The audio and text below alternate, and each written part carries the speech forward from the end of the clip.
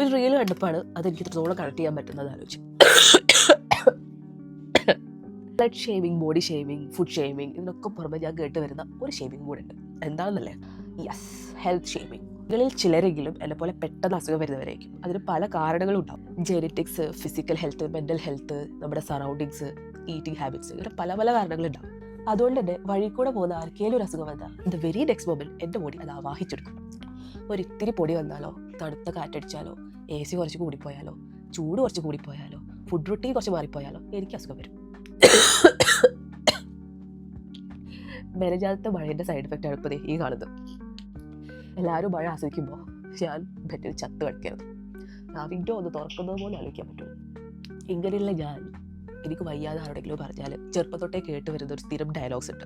അയ്യോ നിനക്ക് പിന്നെ വയ്യാണ്ടായോ, നീ ഡോക്ടർ ആവണ്ടോ, വേറെ പേഷ്യൻസിന്റെ ആവശ്യം വരില്ല. പാവം വാപ്പാക്ക് എപ്പോഴും ഹോസ്പിറ്റലിൽ പോലെ നേരമുള്ളൂ. ഒരു ഡോക്ടറെ കിട്ടും, എന്നാ പിന്നെ വീട്ടിൽ തന്നെ ഹോസ്പിറ്റലാക്കാല്ലോ. നിനക്ക് ഹോസ്പിറ്റൽ സ്വന്തമായിട്ട് ഒരു സ്ഥലം വാങ്ങിച്ചൂടെ? Subil, this is not acceptable. You can be sick every time. കേട്ട് മടുത്ത്. കേട്ടാ തോന്നും ഞാനെനിക്ക് ഇഷ്ടപ്പെട്ട് ആഗ്രഹിച്ച് വാ എന്ന് പറഞ്ഞിട്ട് വിളിച്ചു വരുന്നത്. എല്ലാം പുറമെ അൺസൈക്കബിൾ ആയിട്ടുള്ള മറ്റൊന്നുകൂടെ. പേഴ്സണലായ ഞാൻ ഇപ്പോൾ ഈ സംസാരിക്കുന്ന പോലെ മൂക്കടഞ്ഞു സംസാരിച്ചാൽ അത് ഇമിറ്റേറ്റ് ചെയ്ത് കളിയാക്കുന്ന ദാറ്റ് പെർഫെക്റ്റ് മനുഷ്യന്മാർ. നിങ്ങൾക്ക് അസുഖം വരുന്നില്ല വെച്ചിട്ട് ലോ വീടായിട്ടുള്ള ഞങ്ങളെ പോലുള്ള ആൾക്കാർക്ക് ജീവിക്കട്ടെ. മനസ്സിലാക്കിയില്ലെങ്കിലും വേണ്ടില്ല, ഒന്ന് മിണ്ടാതിരുന്ന് ഞങ്ങളെ മാനസികമായി തളർത്താതിരുന്നൂടെ? എനിക്ക് ഉറപ്പാണ് നിങ്ങളുടെ ലൈഫിലുണ്ടാവും ഇതുപോലെയുള്ള ആൾക്കാർ. എന്താ ശരിയല്ലേ?